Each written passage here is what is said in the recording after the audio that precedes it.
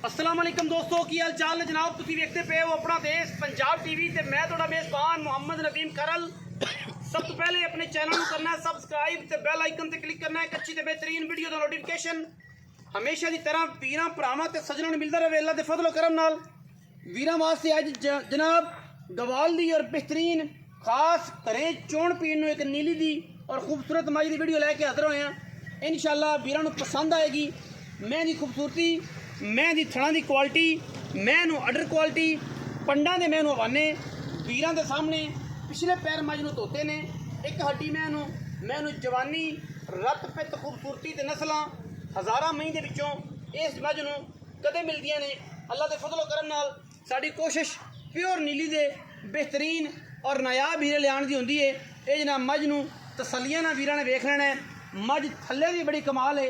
बाकी मैं पूरी नस्ली है पूरी खानदानी है पूरी मैं वलैती है नीली दी। अल्लाह दे फजलो करम नाल मैं सिर्फ सिर सादा है अखां सफेद चिट्टियां ने मगर कट्टा है रुग रुग दा खूबसूरत थाने मैनू और मैं दी क्वालिटियां पूरियां ने। अल्लाह दे फजल नाल साडी पूरी कोशिश है कि असीं नीली दे अच्छे और बेहतरीन जानवर लैके हाज़र होइए। मज भावें गवाल दी है लेकिन पुतरी है सुच्चा दाना है और मैनू सिर अगर सादा तुजा की कुंडा है लेकिन टिंगरी वाला है। ये सारियां चीज़ां क्वालिटी के उत्ते असीं कदे कंप्रोमाइज़ नहीं किया। मैं भावें नीली दी है दसांगे नीली दी अगर रावी दी है तो रावी दसांगे। मैं पूरियां तसलियां कर लेनियां ने हर वेख लेना मैं मरले मरले की बेहतरीन पीढ़ियां के वर्गा आला क्वालिटी का पावर वाला थन लग्या होया है। लेकिन मज हर पासों पूरी कच का खिडावना है और मैं जोरा वर्गी पुछल जवानी हड्डियां टाकां और जनाब तुसीं तसलियां कर लेनियां ने रत पित मज ते किन्नी है। बाकी अल्लाह दे फजल नाल किसी किस्म का कोई वादा घाटा नहीं। लक्कड़ सीधी मैनू अखां चिट्टियां सिर किंगरी वाला तुसीं वेख लेना है।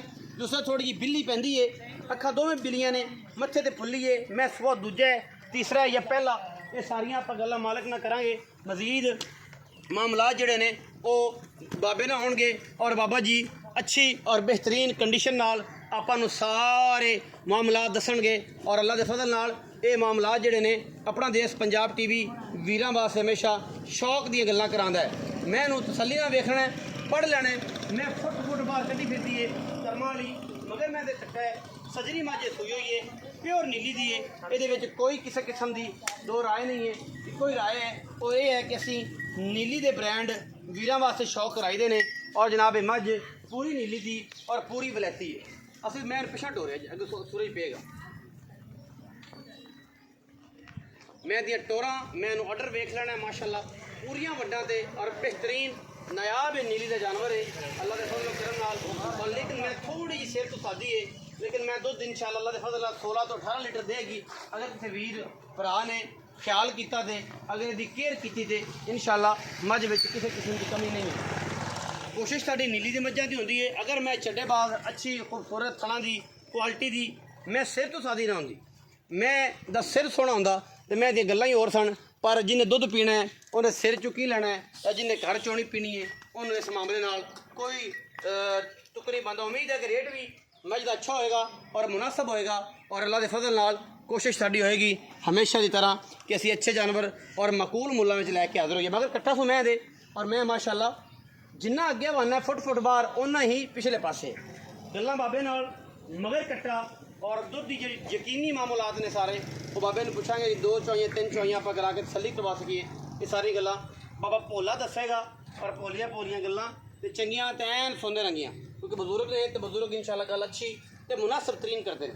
अस्सलाम वालेकुम जी। वालेकुम सलाम। बाबा जी उच्चा बोलना पैना माइक आप दोवां लाया नहीं अजे तो मेरी तो आवाज़ वैसे ही उच्ची है तो जनाब को थोड़ी जी मेहनत करनी पैनी।